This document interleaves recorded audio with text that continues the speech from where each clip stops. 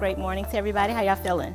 Good. Today, teacher Lidra West is introducing her second graders to the word civil.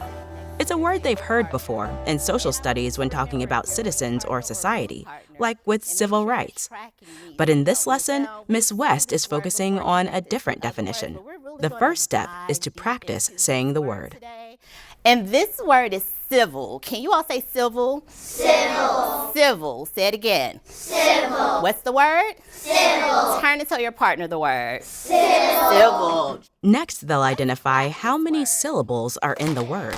Clap it again. Civil. Show me how many syllables you hear. 2. Good. Now, Miss West gives students the meaning they'll be exploring today. Civil means being polite and respectful. Civil means Being polite and respectful. being polite and respectful. Now they'll share the definition with a partner, another step toward learning the word. Turn. Teach. Civil means being polite and respectful. Good. Fill in the blanks are a great way to get students saying the word while reinforcing its meaning. What's our new word? Civil. Civil. So we're going to fill in our blanks here. I'm going to read the sentence and you're going to tell me the word that goes into the blank. What's our word?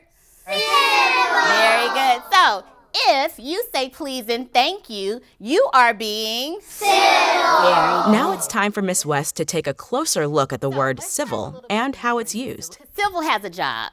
It has a job. It has a function. And we learned already that the function of something tells us what does it do. So the word civil is an adjective. And we know, read this with me, what does an adjective do? Describes a noun. Very good. So our next sentence says, they had a civil conversation. They had a civil conversation. What kind of conversation did they have, class? A civil conversation. Think time. Knowing the meaning of civil, what does it mean to have a civil conversation? Everett, can you share a little bit? It means to have like a kind conversation. Like, for an example, like, I like your hair. I like your hair too. Do you all agree with Everett? It means to have a kind conversation? Yes, very good. Dr. Martin Luther King had a really hard job, right? And there were probably some times where he had to remember to be civil even when he didn't want to. So what do you think, or when do you think Dr. Martin Luther King may have had to be civil even when it was really hard? Can you think about that a little bit? Maggie, what are your thoughts? I read a book about him, and if people hurt your feelings, you just show them love, not being mad.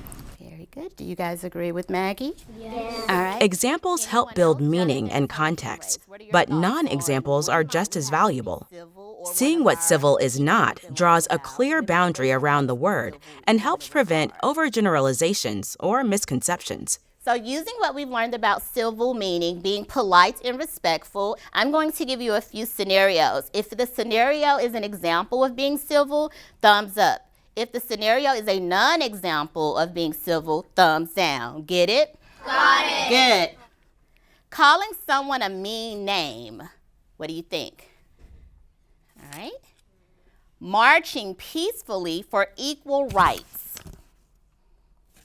Excellent. Hands down. And for the last step of her vocabulary routine, Miss West asks students to provide their own examples of what it means to be civil. It is civil to what? Marion? Like if someone said they like your shirt, you shouldn't just like be silent and walk away. You should say, thanks, but I'm not really in a good attitude today, so I'm not really like in the mood to get a compliment. Thank you, Marion. Through the next week and beyond, Miss West will help her students deepen their connection to the word civil, giving them lots of opportunities to use it in conversation and in writing.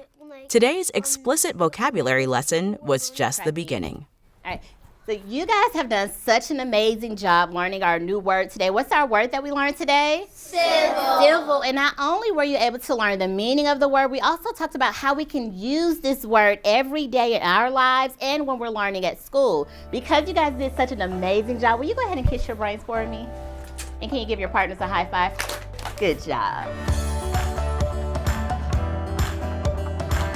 Reading Universe is made possible by generous support from Jim and Donna Barksdale, the Hastings Quillen Fund, an advised fund of the Silicon Valley Community Foundation, the Emily Hall Tremaine Foundation, the AFT, and several anonymous donors. Special thanks to Burgess-Peterson Academy, Reading is Essential for All People, and Atlanta Public Schools. If you enjoyed this video, please subscribe to our YouTube channel at RU Teaching.